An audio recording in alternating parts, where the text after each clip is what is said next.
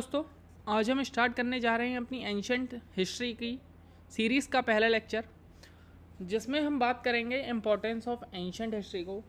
पहले बता दूं कि जो हम बुक फिनिश करने वाले हैं वो RS शर्मा जी की बुक लेंगे हम, एंशंट हिस्ट्री। सभी एस्पिरेंट्स को पता होगा कि कितनी इंपॉर्टेंस रखती है ये हिस्ट्री के मामले में ये बुक। तो आइए इस लेक्चर को स्टार्ट करते हैं। इस लेक्चर में हमने बेसिकली पढ़ना क्या है, इम्पोर्टेंस ऑफ एंशंट हिस्ट्री की। हिस्ट्री की हमारी इम्पोर्टेंस कैसे है आज के टाइम में, कैसे इम्पोर्टेंट है हिस्ट्री, क्या क्या चीज़ें आई हैं, कैसे एग्रीकल्चर इतना वास्ट हो गया, कैसे हमारा कल्चर डेवलप हुआ, कैसे हमारी लैंग्वेजेस डेवलप हुई, वो सब चीज़ें हमने इस लेक्चर में पढ़नी है। तो आगे बढ़ने से पहले कुछ चीज़ें इंपॉर्टेंट हैं जो कि हिस्ट्री में जाननी ज़रूरी होती हैं जब हम एंशंट हिस्ट्री की बात करें। तो एक तो चीज़ होती है हमारी टाइमलाइन, एक चीज़ हमारी होती है टाइमलाइन और एक चीज़ होती है हमारी सेंचुरी। टाइमलाइन के बारे में डिस्कस करते हैं पहले कि टाइमलाइन क्या होता है भाई। आओ टाइमलाइन के बारे में पढ़ लेते हैं। टाइमलाइन क्या होता है, जैसे आपने सुने होंगे कुछ कैलेंडर्स के नाम, कुछ कैलेंडर्स के नाम आपने सुने होंगे। एक ग्रेगेरियन कैलेंडर होता है, ग्रेगेरियन कैलेंडर होता है, राइटिंग मत देखना, राइटिंग बेकार है क्योंकि माउस के पैड से लिख रहा हूँ। और एक शाकास का कैलेंडर होता है, ठीक है। तो ग्रेगेरियन कैलेंडर जो होता है वो तो हमारा जो प्रेजेंट डे में कैलेंडर है वो होता है, मतलब जिसमें जनवरी से दिसंबर तक मंदी होते हैं, वो होता है ग्रेगेरियन कैलेंडर। और जैसे आज की डेट में 2024 चल रहा है तो ये है ग्रेगेरियन कैलेंडर, ठीक है।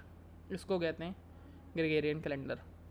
ये 2024 चल रहा है, कभी तो जीरो भी हुआ होगा ना, कभी तो जीरो भी हुआ होगा। ये तो नहीं हुआ होगा कि जब जीरो ईयर चल रहा होगा तो हमारी धरती नहीं रही होगी। अर्थ को तो वैसे भी माना गया है कितने बिलियन ईयर पुरानी है, ये सब डिस्कस करेंगे अभी। और एक होता है हमारा शाका कैलेंडर।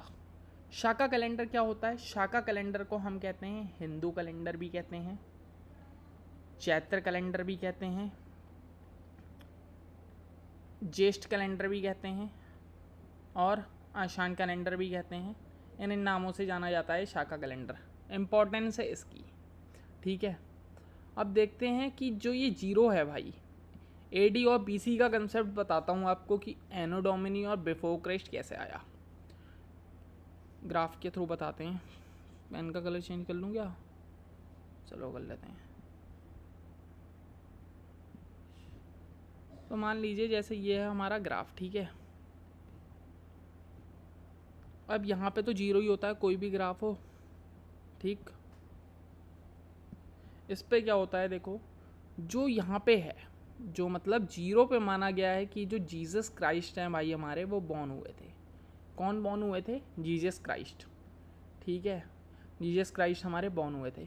जो जीरो से पहले का एरिया है, एरा है, सॉरी एरा, उसे हम कहते हैं before Christ era. Before Christ era मतलब जो जीसस क्राइस्ट के बॉर्न होने से पहले का एरा है उसे कहते हैं बिफोर क्राइस्ट एरा, और इसी को हम कहते हैं BC। और जब जीसस क्राइस्ट बॉर्न हो गए थे, जो उसके आगे का एरिया आता है उसे कहते हैं CE, मतलब क्राइस्ट एरिया, और इसी को कहते हैं AD। ये प्रेजेंट में हमारा चल रहा है 2024, ठीक है। समझ गए क्या होता है ये BC और AD में क्या होता है, समझ गए होगे आप। इतना टाइमलाइन का तो क्लियर हो गया होगा। आगे हम बहुत सारी चीज़ों की टाइमलाइन ड्रॉ करेंगे जब हम स्टोन एज पढ़ेंगे, गुप्ता एरा पढ़ेंगे, तो इन चीज़ों में बहुत सारी टाइमलाइन ड्रॉ करनी पड़ेंगी। इसलिए क्योंकि अगर टाइमलाइन ड्रॉ करेंगे हम तभी हमारा लेक्चर इजी पड़ेगा हमें, वरना हिस्ट्री में बहुत थ्योरेटिकल नॉलेज है। कहाँ उतनी डेट्स याद करोगे, कहाँ इतने राजाओं के बारे में याद करोगे। एक टाइमलाइन बनाएंगे हम, उसमें बेसिकली पढ़ते जाएंगे हम टाइमलाइन के हिसाब से कौन किस डायनेस्टी का रूल हुआ, कौन सी AD से कौन सी AD में, कौन सी BC से कौन सी BC में। समझ गए, ये करेंगे हम। और एक चीज़ और बोली थी मैंने कि सेंचुरी क्या होता है भाई, सेंचुरी क्या होता है, सेंचुरी के बारे में बताओ सर, सेंचुरी के बारे में तो बताओ। उसके बारे में तो बता दिया आपने। सेंचुरी क्या होती है, करंट सेंचुरी कौन सी चल रही है, 21st सेंचुरी चल रही है।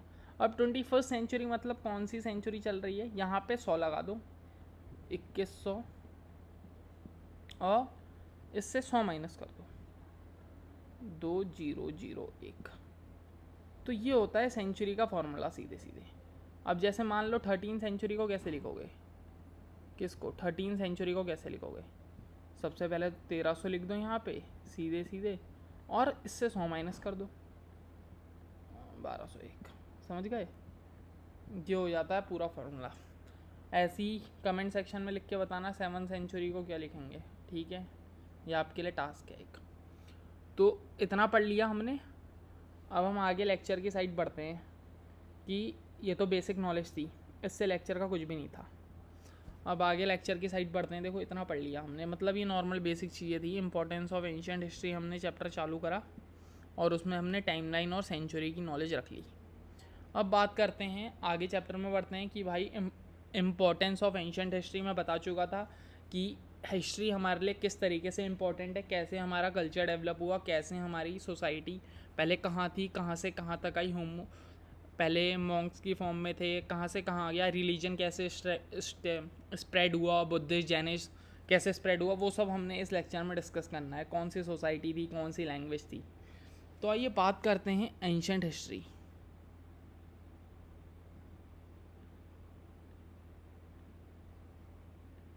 तो बात किसके बारे में करनी है हमने बात करनी है एंशिएंट हिस्ट्री के बारे में।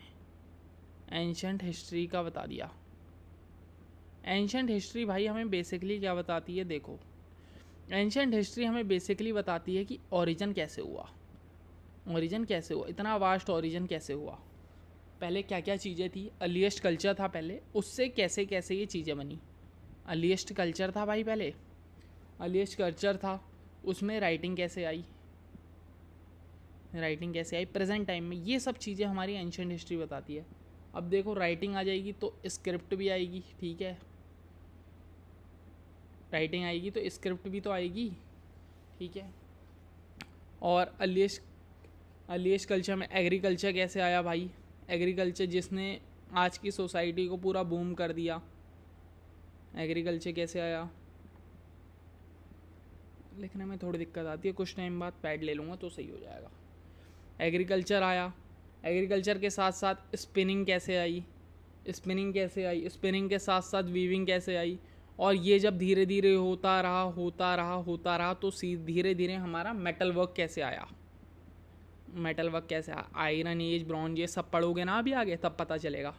अब देखो जब एग्रीकल्चर आएगा मेरा, तो एग्रीकल्चर से क्या आएगी मेरी भाई, एग्रीकल्चर से मेरी सेटल्ड लाइफ आएगी, और सेटल्ड लाइफ से क्या होगा भाई, मेरा रूरल एरिया डेवलप होंगे, और रूरल एरिया से क्या होगा मेरा भाई, फाइनली सिटीज़ डेवलप होंगी, ठीक है, समझ गए। सिटीज़ अर्बनाइजेशन पढ़ेंगे हम, इंडस वैली सिविलाइजेशन जो है सबसे पहला अर्बनाइजेशन सेंटर है, आगे आने वाले लेक्चर में उसका भी डिस्कशन होगा पूरा, ठीक है। इतना पढ़ा, इतना पढ़ने के बाद भाई अब देखो स्क्रिप्ट आई, स्क्रिप्ट भी तो कोई आई हुई होगी। अब इस कल्चर में डोमिनेटिंग जो स्क्रिप्ट है उसकी बात कर लेते हैं। डोमिनेटिंग स्क्रिप्ट मतलब जिसका सबसे ज़्यादा डोमिनेशन रोल है। तो जो डोमिनेटिंग हमारी लैंग्वेज है इस टाइम की वो रही है प्राकृत, ठीक है, प्राकृत डोमिनेटिंग लैंग्वेज रही है।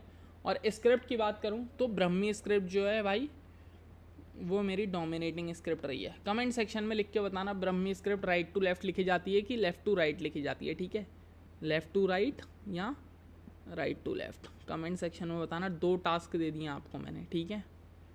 अब आगे बढ़ते हैं, हिस्ट्री के बारे में पूरा समझ गए ना, एंशिएंट हिस्ट्री क्या क्या चीज़ें बताती हैं हमें।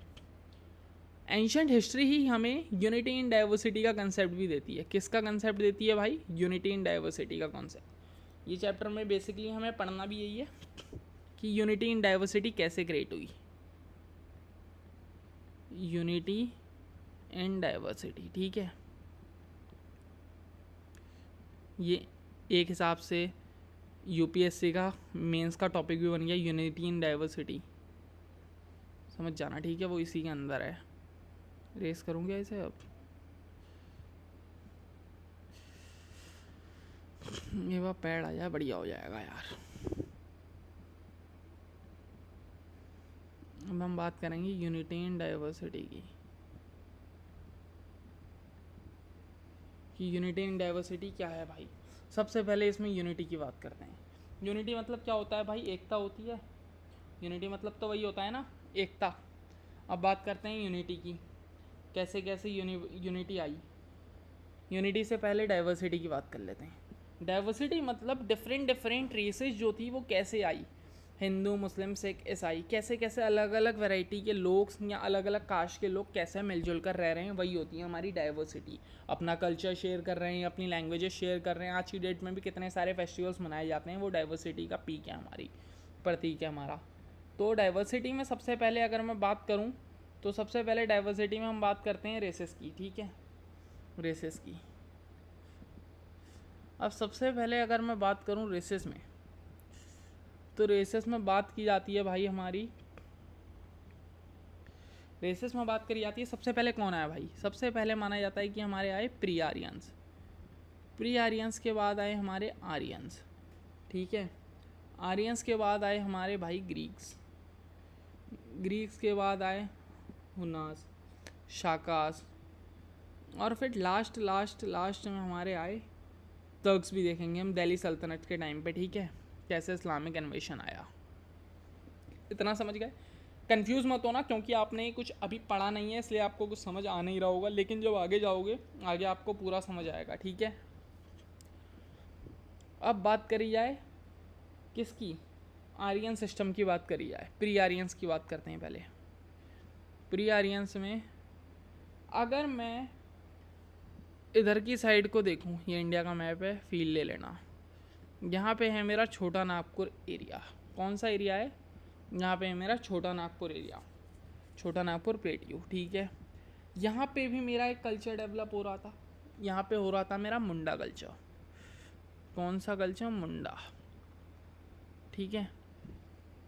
और ये मेरा पूरा साउथ के एरिया में, साउथ के एरिया में पता होगा ना तुम्हें, साउथ के एरिया में कौन सा कल्चर आ रहा था, यहाँ पे आ रहा था मेरा द्रविडियन कल्चर, द्रविडियन कल्चर, ठीक है।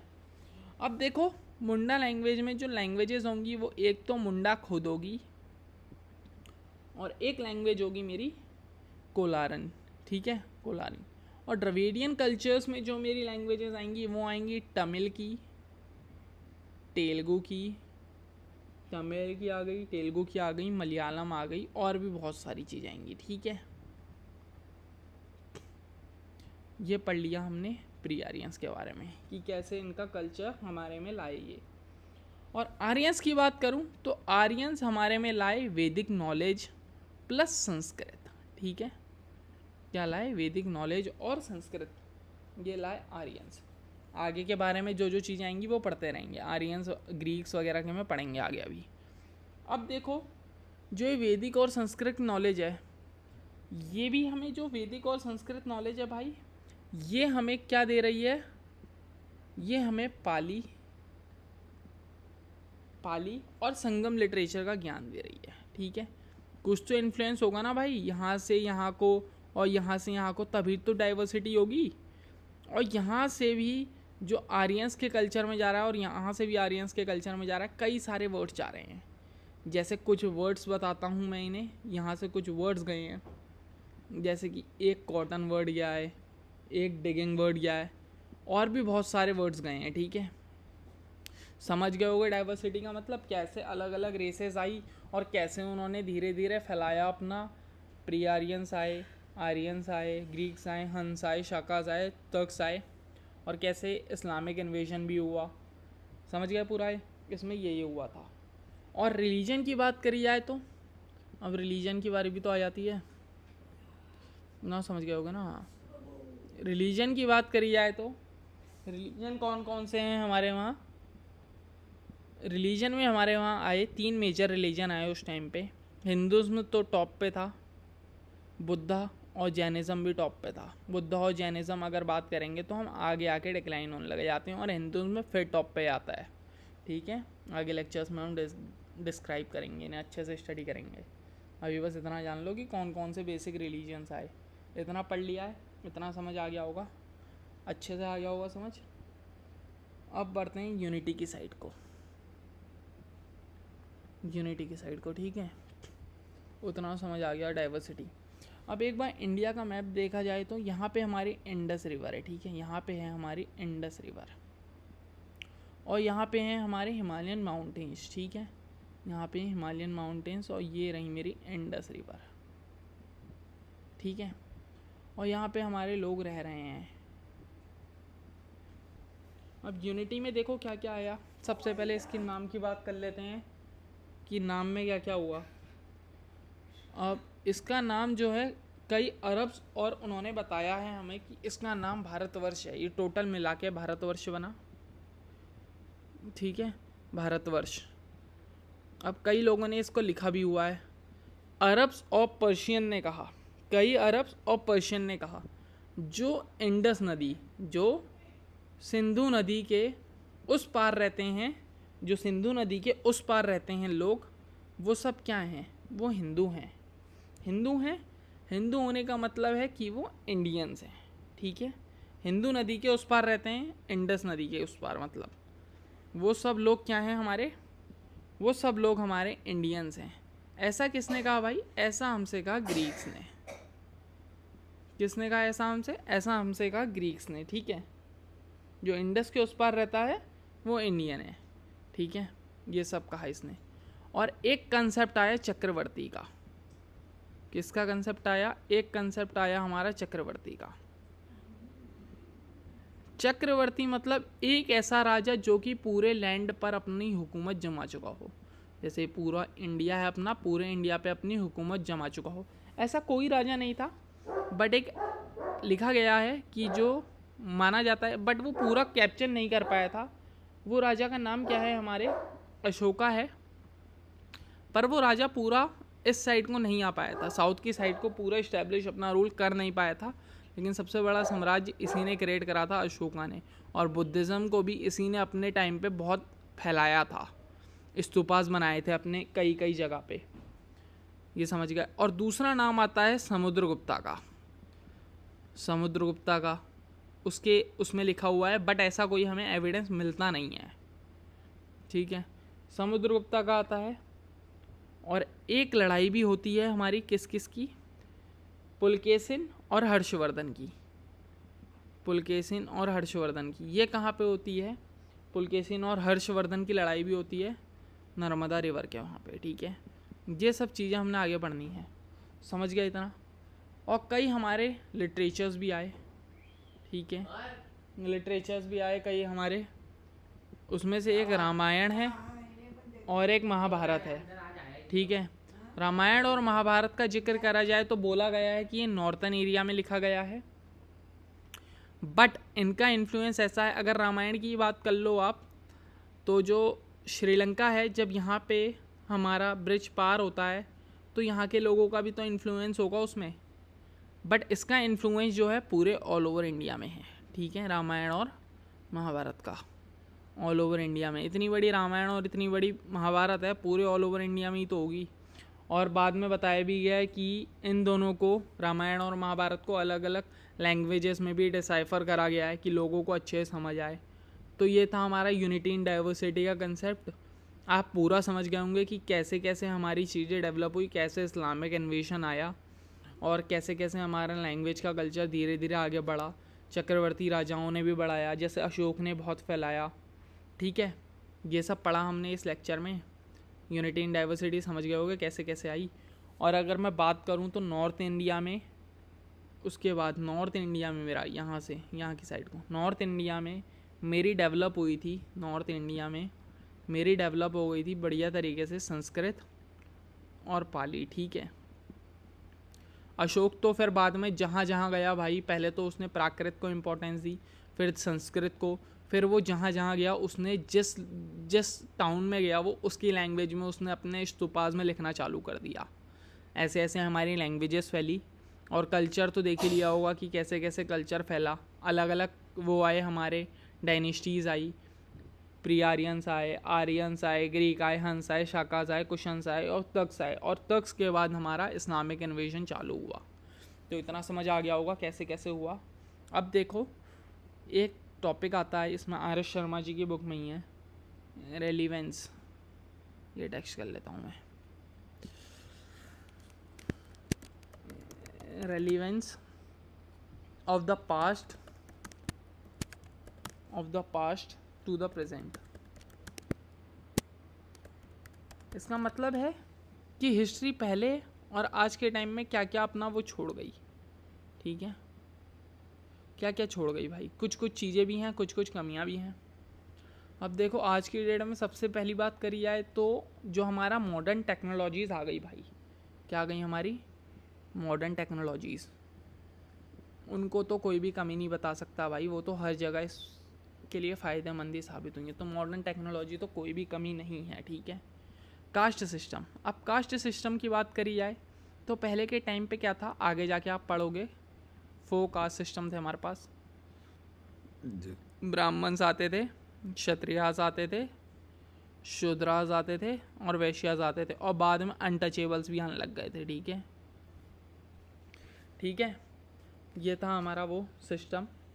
और अब इसमें क्या करा जाए कि जो मोस्टली सफ़र कौन कौन करते थे, जो सफ़र करना पड़ता था लोगों को, वो जो शूद्रास और वैश्यास कैटेगरी के लोग थे ना भाई, वो सबसे ज़्यादा सफ़र करते थे।